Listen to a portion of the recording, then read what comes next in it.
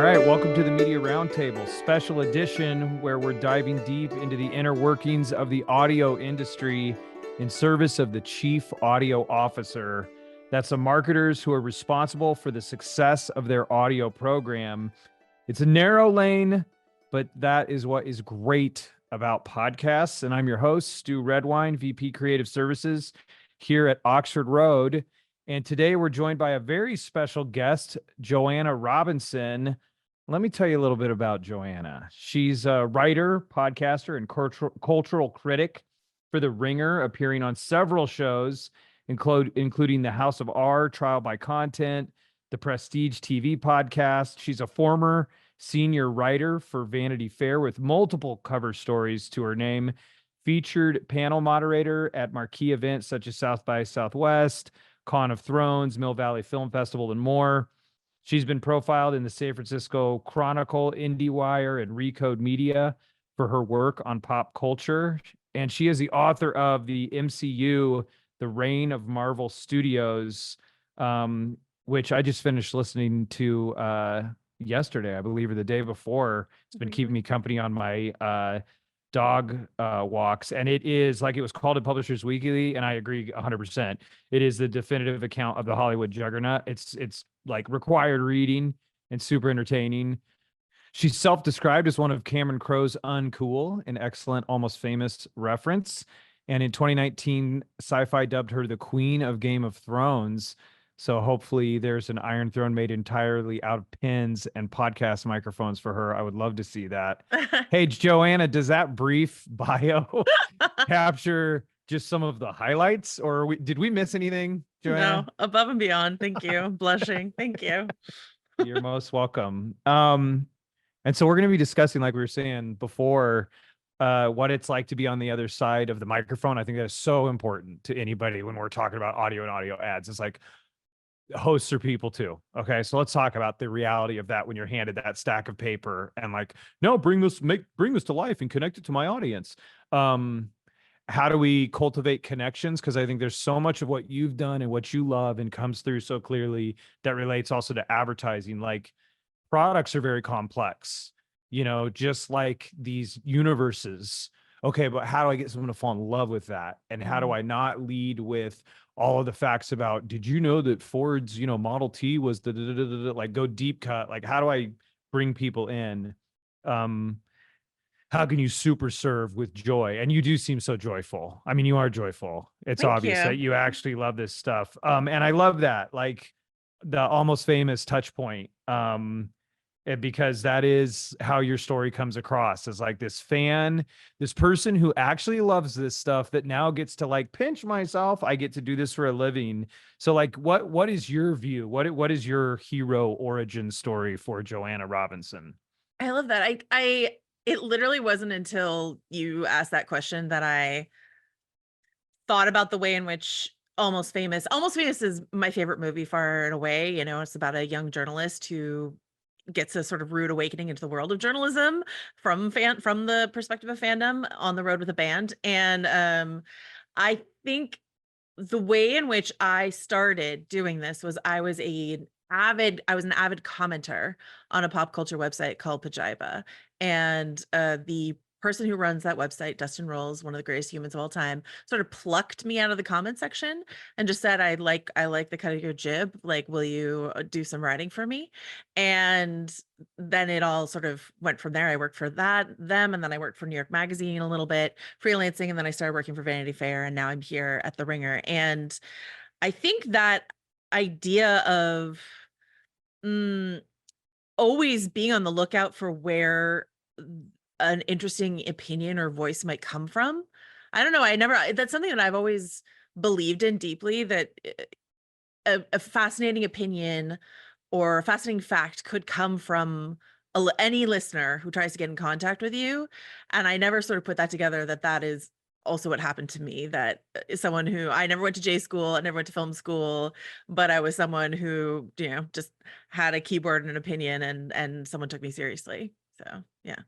And so that's cool. The connection point that was your origin story. That's also the thing that you watch out for, I guess, as you were in be starting to do this professionally, when is it you recognize, like, I love the Ira Glass quote that's about, I'm like, the theme of the quote is that essentially, like, we have taste, like people that want to make stuff, like commercial artists, like people that want to make stuff or comment on stuff, like we have taste. That's what gets us into it. But then it takes a while to develop the skill or the craft to actually do stuff at the level that we respect and appreciate. What was that kind of like for you, where you recognized even in yourself that, like, I've got something special and I've got a distinctive voice and point of view I can bring to the table? As someone who has massive imposter syndrome, I don't know that I can ever sort of cop to that, but Okay. I will say that, uh, you know, the external support I got from various editors was that my voice came across very clearly in my writing. And that's the advice I try to give anyone who comes to me as a writer asking, what can I do? And I think it's about authenticity. I think it's Yeah. about just being so much yourself that you can't even possibly hide it. And that's what people respond to, because I think people can smell inauthenticity or pretension or any of that. And it could be off-putting. And so I think in order for your voice to ring through, it has to be something you genuinely have passion for. And so that's something that I've been lucky enough to be able to do. And I think once I moved from writing into podcasting, that became even easier for me, because when you're speaking extemporaneously, I don't really love to go off. Some people can podcast off a script. I can't. I'm not great at it. I'm very stilted, and so I have to be extemporaneous, and then I have to be authentic. So I have no choice. If you can do it off a script, do it off a script. I can't. I can't do it. So yeah. It takes all kind, but see, know thyself and be free. So if you had a fan reaction where you that had validated that about like that, so that's your North Star, like, to my own self be true, like, let me come across with Joanna's voice and have clarity in my voice. Have you had like a favorite or gratifying kind of reaction from the fans of Joanna that has validated that? Or how is your own fandom you've created of you? What's your experience of that been like? Podcasting or writing or any kind of working in isolation job is so disorienting, because I know from the numbers how many people listen to our shows, but you don't really get a sense of it until you do something like you go to a convention, or we went on a book tour last year, and then you meet all these people. And that's just sort of a stunning, staggering thing to experience. Something I think that's so fascinating about podcasts, and this has been studied endlessly, is the idea of intimacy that it creates, because people so often listen to podcasts while they're doing something else, while they're folding the laundry, or while they're on their commute, or whatever it is. And so then you become this friend in their ear. And so meeting people who talk to me like I'm their friend, which is just lovely, or talk about the way in which the work that I do helps them connect with other people. I've heard from daughters and dads who listen together, long distance friends who listen, and then we'll sort of, get on the phone and talk about what they just listened to, so the way in which my, silly opinions on film or television, whatever the case may be, helps people find community. That has always been the most gratifying thing to me. So, yeah. And that's awesome that you see that. And that is the like inherent intimacy of the medium. Like you're saying, it's where, like, just, I mean, it was an audiobook, but just this last week in prepping for this, like I said, I devoured the MCU book. And it's like, and then you did the opener to that, you voiced the opener to that. And then for me, it's like when I'm listening to, I know your tone of voice throughout the thing, it's like, yeah, you feel like you know these people, but you don't know these people. But it's cool that you honor and respect that that's the dynamic that's going on. I've never had I've never had a bad interaction, so I'm very lucky that way. I'm sure I mean, it happens, but it's never happened to me. Everything has always been, at least in person, so lovely. And yeah, it's a really lucky thing that we get to do. I take it really seriously. And that comes through. You've got such an awesome attitude about all of this. And so something that struck me is, like, in the 2018 Vanity Fair article with Amelia Clark, like, you open with a fandom moment, right? You open on a if you know kind of moment, where you're talking about if Harry met Sally. She's talking about if Harry met Sally, and you guys connect on that. and then there's some other like niche movie, at least to me. And I'm like the guide you guys must have had on that day where it's like, oh, I need to add these things to my watch list. So it seems like, every fandom has like very qualified language, and that can leave people feeling like outsiders. Like, how do you see it as an entry point? How do you see the complexity of qualified fandom language as an entry point where you seem to use it as a way to like welcome people in, where to others it might be an obstacle, or others might come at it as from an elite standpoint as an obstacle? Like, how do you use it as a way to welcome others in? Well, first and foremost, I think gatekeeping anything, any fandom, any passion is idiotic, because when you want to share the thing you love with as many people as possible. So that attitude, which certainly is prevalent in a lot of the fandoms that I've worked in, I don't truck with. But I think that it's sort of built into what I've done, which can be described as sort of explainer culture, this increasing, sort of lucrative, if you can, side business to the stories that we love, of like, okay, you watched the thing, you're a little confused, you didn't read the book, I read the book, so let me tell you what the book can tell you about what you just watched. That really got started when I started covering Game of Thrones, and I was lucky enough to be right at the beginning of Game of Thrones and just happened to have read those books. And so I was able to talk about this thing that then became the biggest, cultural phenomenon in the world for a couple of years. And so getting in early on that trajectory was really, really helpful. But I just think that I've seen people try to do it in a way that is too dense for people to understand. Like, they're sort of too far into their own fandom to even think about the fact that they're talking to someone, not at someone. It's really interesting. When I was Yeah. hired at the Ringer a couple of years ago, this thing that they like to say when they are looking for people to work at the Ringer is this: they're trying to hire the smartest sports fan at the bar. They slightly modify that for me because I'm not a sports person, so they say like your smartest friend at the bar. So the idea is, the bar part is, you're in a relaxed environment, you're just trying to explain something to someone, hopefully in a fun and entertaining way, to invite them in.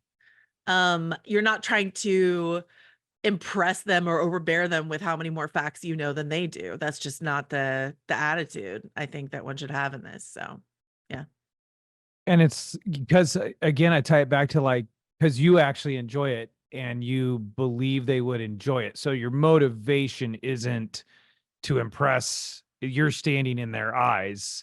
Like, your self-worth isn't on the line. Right. It's that like, this is really cool. It's very enjoyable. You should get into this as well. And that's so like the connection to me that it reminds me of is like, when we're working on advertising campaigns and you've spent time doing voicing ads and then, having ads in your shows and all this stuff, is like, that's what we're setting out to do with an advertisement, is make the complexes and make it simple. And like, you think of something as simple as a radio tower, right? It's like, it's 40,000 kilowatts or whatever it is. Like, we can go so far into all the technical specifications of this microphone, which is actually really cool and exciting as you start to dig into it and learn about like the technology or the ins and outs of any space. But it's like, how do I connect with people and create that intimacy with them, even if I'm trying to explain something, as any kind of advertisement that I'm trying to explain. What I'm wondering about, when you, as a host on the other end of like receiving talking points or like a packet, like, did you find, like, what was your like love hate moments with that aspect of the business? I think when you're looking at copy, the best case scenario is just a few bullet points that they want you to hit in your own words, and then, host experience.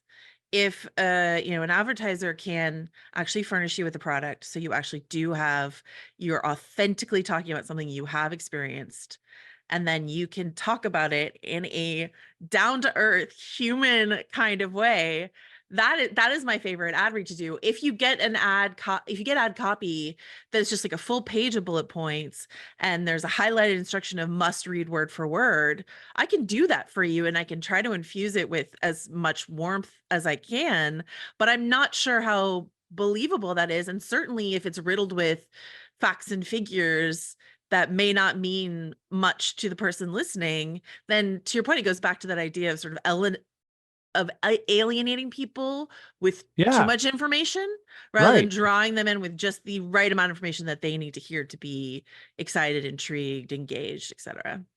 Yeah, like it's cool when the lore is like so deep. Like I've got a couple high school kids, and they're like really into the whatever Friday Night at Freddy's Uh-huh. stuff, Yeah. and Yeah. so the lore. I'm like, the lore. I'm like, what are we talking? You mean the story? I don't. We weren't talking about the lore of Empire Strikes Back. Like it was like, it's like you're talking about the story. You talking about like the planet. Anyway, but I think of that with advertisers, like you're saying, like you're like, oh, I need to give them all this information. But hosts are people too. If you fill the page with a bunch of facts and figures, like you're saying, you're like, yeah, sure, I'll hit my line. I'll say, I'll hit my mark. I'll say my line. But in order for you to truly personalize it as a host, you're saying you want to be able to experience the product yourself. What have been some advertisers you can think of where it's like worst case, best case scenario, even if you don't name the product, of like where you were really able to make it come alive, or Yeah. where it was more of a challenge to make it come alive? I mean, I'm not saying every company can afford to send you their product. If you're doing an Sure. ad read for a Yeah. car, I don't expect you to send me a car. But I It'd be will nice though. say, it would be nice, but I will say that I can think of two different sort of through the mail mattress companies that I've done ad reads for. Okay, perfect. And Great. So this is well, a yeah, case by, yeah. one of them sent me a mattress. They were sending every podcaster a mattress like a couple of years ago. So like, they sent me a mattress. The other one sent me like this is like a couple of years later, like almost like a kitchen sponge size swatch of what the material of the mattress is made of. So, which ad read, I had that first mattress for probably longer than I should have. And I slept on it every night, and I could talk to you about what it was like to unbox it. I could talk to you about what it felt like to sleep on it. I had that full experience. And then with the other one, I just have this little like, purple swatch of space rubber. I don't know what it was, but I can again read the bullet points, but I have no personality that I can infuse into that beyond what they write for me to say, Yeah, completely. And so like your ideal, it's like, yeah, like we've got to give them the personal experience, which is sort of like comparing it back over to Fandom is like experiencing the joy of being at that movie or watching that show and feeling those good feelings about it. So, okay, experience the product. And then it sounds like you're saying you want, I don't want to put words in your mouth, but I'm going to guess like 3 to 4 bullet points in a something like script. that. Yeah. I would say you start tapping out when you see like over 5. Over 5 is Right. when you just start Yes. saying, okay, That's you just spot on. you just want me to start reading things off the page. Again, I will do that, and I will do it, willingly, but it's not going to be as good as it might be. And it's to your point about that personal experience. It's funny. I was just putting the notes together for our the episode we're about to record for Dune 2, which was an incredible cinematic experience. And something I sometimes I haven't seen it yet. okay, I'm holding out. no spoilers or anything like that. But something I often forget to do that my host reminds me is she's like, you forgot the section at the beginning where we talk about what it was like to watch it and whether or not we liked it. Before we get into the lore, as you put it, she's like, they want to know if Yeah. we liked it. And I was like, oh yeah, I forget that sometimes. And so that's important because people are emotionally invested in your emotional investment into something. So yeah.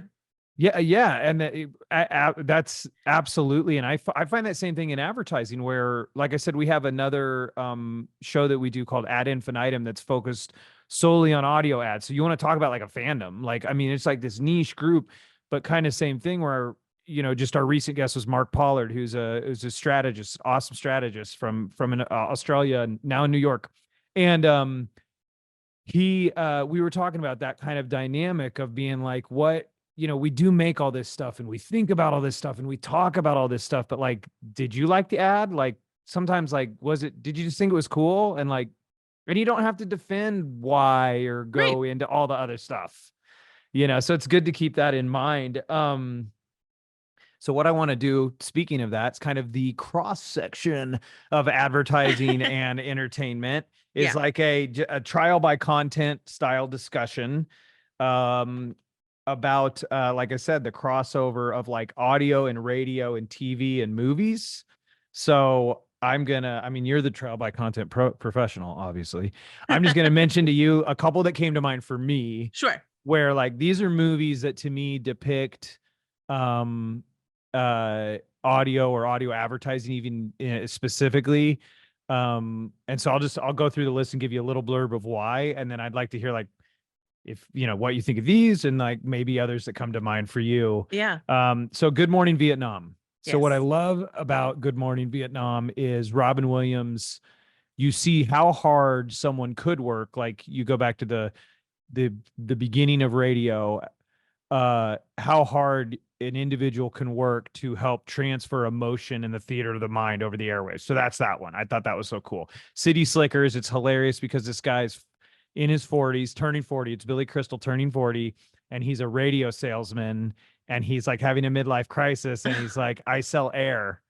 And like, and then his buddy plays this horrible ad for him. Pizza guy, a pizza guy, come on down the pizza guy. He's like, did you make that? Did you sign off on that? People are wrecking their cars. Like, so that's a good one. And then Nice. one more, I'll just mention one more, a very recent one. Killers of the Flower Moon. At the end of Killers of the Flower Moon, when they went in, well, spoiler alert, I guess we're not an entertainment show, all right? So this is an audio advertising show. At the end, when they do the radio drama scene, you know what I'm talking about? Yeah. I just thought that was so cool. It's like brilliant. That was a whole thing, man. That was a whole, like the whole industry around that.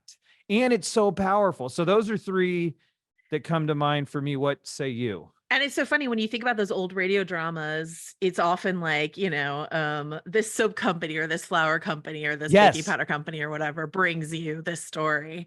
On that note, one that I love was from a few years back. Robert Altman did a film version of A Prairie Home Companion. And again, that is a radio play. So getting to watch these like old pros who've done it for so long, getting that sort of backstage experience with That's them. a great one. I thought that was such a good one. On the long list, just in terms of like what audio can do, I do think that the sequence in Sneakers, a perfect film.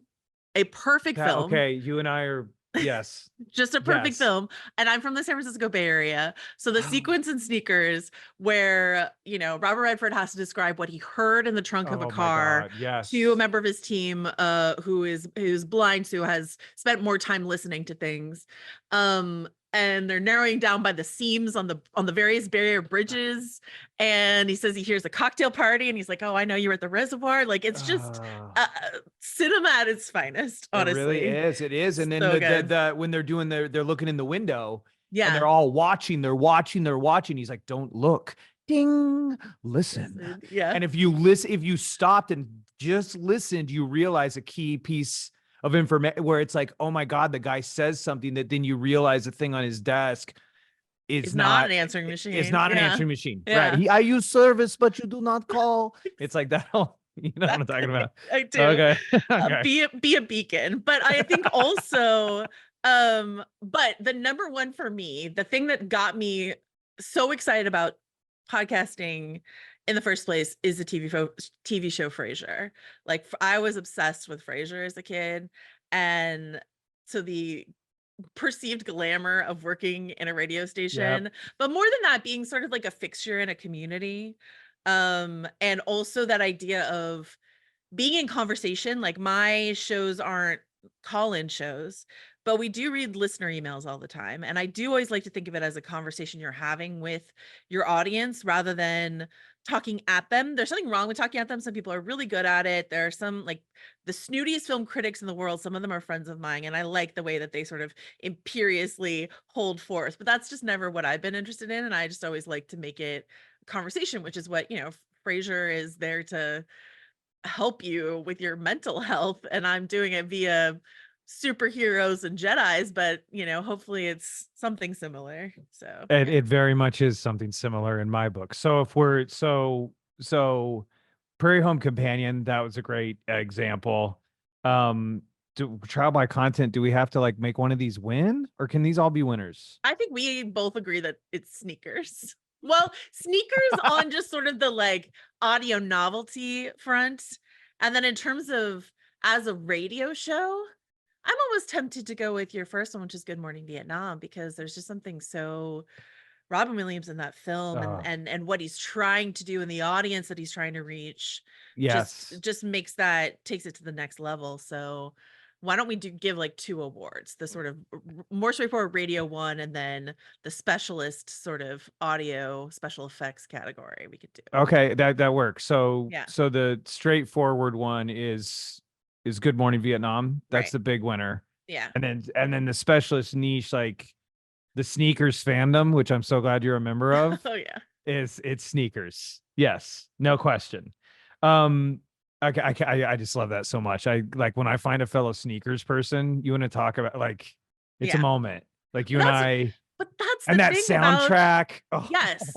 The piano, but that is the thing about pop culture. This is what you're experiencing right now, the moment of meeting someone who responds the same way that you respond to a certain story. Yep. There's just something like that locks in where you're sort of like, I know a lot about who you are if you're a sneakerhead. I really do, you know? Exactly. No, we have a Yeah. lot of like the Venn diagram of us is like lined up. And so is it too romantic to think? I don't think so, right? To think that one has those same experiences with products and services. They certainly can. I think they certainly can, and I think, um, I'm a podcast listener as much as I am a podcaster, Okay. and so Okay. listening to some of my favorite hosts, there's something really lovely about repetition in terms, I mean, I'm not an adwiz obviously, but like, um advertisers know this. They know the power of a jingle, they know the power of a slogan. That Mm-hmm. is just true. But there's also this power of repeated interaction. So there are hosts that I know that will have an ad read for the same product, but they're encouraged to extemporaneously read it, sort of ad lib, give their own personal experience.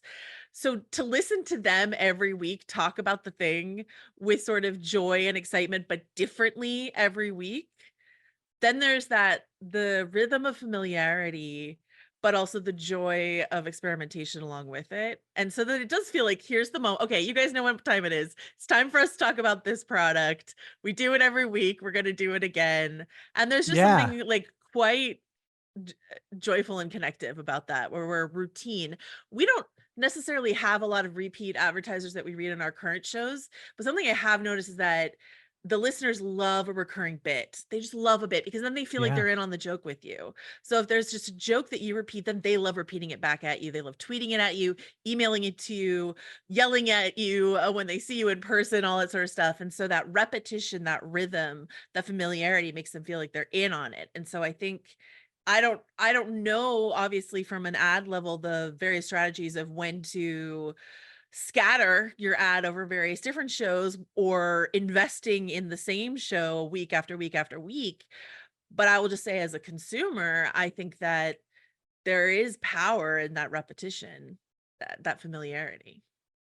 I mean, I can tell you that there is absolutely, and I think you highlight something good where it's like for the chief audio officers that are listening, where it's like hosts are people too, right? You're talking as a person who's a host and then also a person that listens to podcasts, like that magical connection of like, oh yeah, they're obviously saying the same thing. Like, oh, like this is an ad. We realize what's going on. It's what keeps the lights on in here.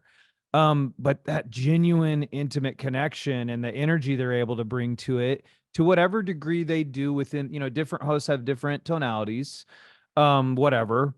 But it's like, okay, we're trying to set them up for that. So how can we set the hosts up to be able to deliver that? And I have to believe, and I feel like you're on the same page with me here. It's like if I'm giving them this, if I'm giving them 6 pages, No. Yeah. that's tough. That's tough sledding. Yes. But if I tell them like, hey, make sure you say the call to action and these are the 2 key points. And then like, hey, we really just want to hear like this week, what was your experience like? Like, Yeah. how do I convey that? Like, have you found as a host, I know you're not doing as many live reads, but have you found as a host when you were doing reads, did it help to have some external force, whether it was the agency or the advertiser or a prompt on a page? What was the thing that, what I'm trying to get to with this is, did there have to be an external thing that goes, hey, Joanna, please personalize this week over week, or is that just something that's inherent in a person? Or did you see that it was helpful if like a script was really short and it said, hey, make sure to do a new intro each week? Or was it helpful if they reached out to you and were like, hey, make sure to do something different? What were the dynamics that ensured that? Or is that Yeah. something that some people just do? I mean, I'm sure it's something that people just do, but I think it can also be tempting to just fall into that rhythm. So I think a little reminder of, we would love a fresh, spin on this each week. I also I loved the ads where we were encouraged to read them in tandem, sort of make them a conversation between hosts rather than just sort of, okay, at the end of the record, Joanna, you stay behind for 5 minutes and do a couple of ad reads by yourself. So if you can make it conversational, I think that's a fun way that then it can't help but feel fresh every time. And then I think in terms of outreach, in terms of onboarding phone calls, which I've done plenty Sure. of with Yeah. various advertisers, again, if they're more asking me what questions I have rather than sort of reading a script out to me of facts and figures that I have in front of me anyway, so I can already read it. I feel like some of those calls are like, we want to make sure you actually read this sheet of paper that we sent it, so we're kind of going to read it at you. I don't find that necessarily additive to the experience, but if they call me and they're like, hey, what questions do you have about our product? Like, we would love to talk to you about it.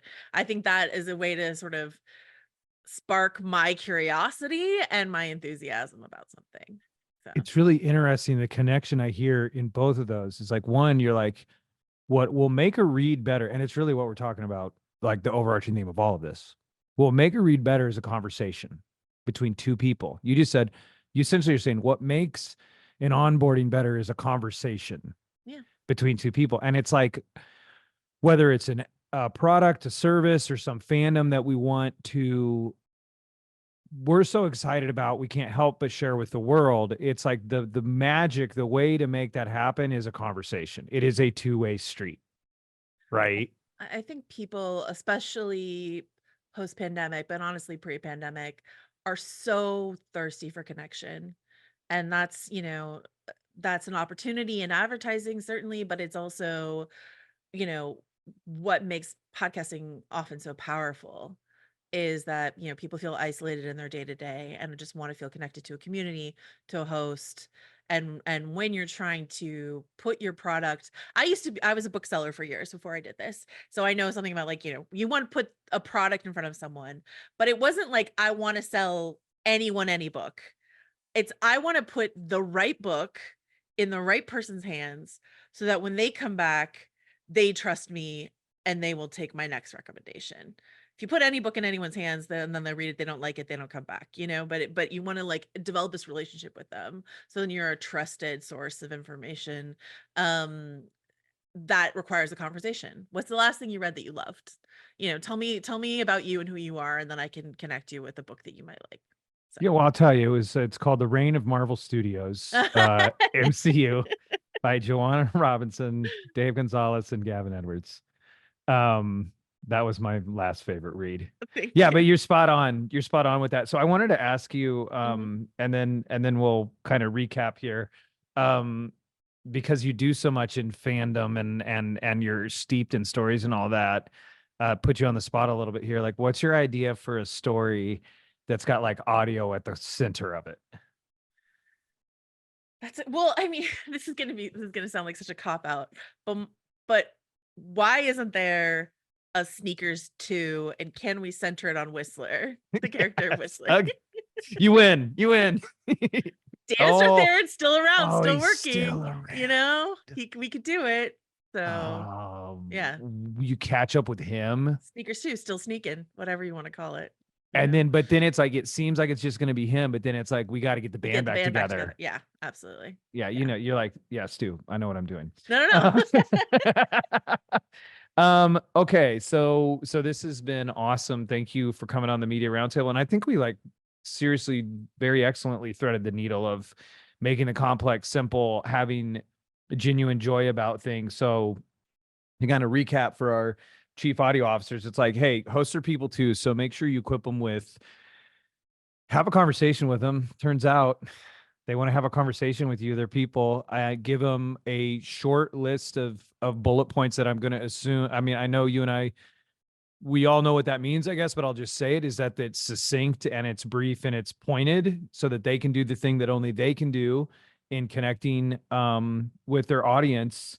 And I think it's also it's important to remember it's the hosts are the ones that have built this relationship with their audience. And so you're relying on them to connect. And I really like your idea too of it, whenever you can, try to create a conversational ad where it's like two hosts talking or a host and a producer, but like that's a super tactical point, but like could also really be easy to forget. And it's not actually asking that much more. No, in fact, it's easier. But it makes you more fired up. Yeah, it's easier to knock out an ad read with your co-host than to sort of sit there and then you're like, oh, did I flub that line? I got to do it again. I got to do it again. I got to do it again. So antiseptic. So, yeah. Sometimes it is so antiseptic. Yeah. Okay. So you are truly a joyous person, and I see why you've had so much success and going, I'm excited about this thing. Do you guys want to play too? I'm playing a fun game. Do you guys want to play too? And people are like, yeah, I want to play.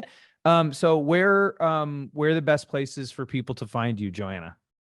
I'm still on Twitter, and I still call it Twitter at Joe Wrote This. Or you can find me on the Ringer podcast, Prestige TV, House of R, Trial by Content. We're in your ears every week. So yeah. Awesome. Well, it was a pleasure having you. Thank you for joining the Media Roundtable. This podcast is brought to you by Oxford Road, where we want you to succeed in audio and to use influence for good. As members of the marketing community, we have the power to advance voices that don't just entertain, but edify, to build bridges across differences and preserve fair-minded discussion around the most important topics of our age. If you're a marketer looking to align your brand values with extraordinary business outcomes, reach out to our agency, Oxford Road, by visiting oxfordroad.com and subscribing to our weekly newsletter, The Influencer. We'd love to hear from you. If you have any feedback or suggestions, please don't hesitate to reach out to us at info@mediaroundtable.com. And I also want to give you a plug for our creative-focused audio podcast, Ad Infinitum. Ad Infinitum is Oxford Road's audio creative-focused podcast, hosted by yours truly, Stew Redwine, VP Creative Services at Oxford Road. And I suggest you start at episode 1 to get a better understanding of what makes audio ads work and how they can work better. Each episode breaks down recent audio ads from top spenders across podcasts, radio, streaming, and even SiriusXM. We've featured expert guests like Amanda DeMarco from Veritonic, Dallas Taylor, the host of 20,000 Hertz, and Richard Schotten, the author of The Choice Factory.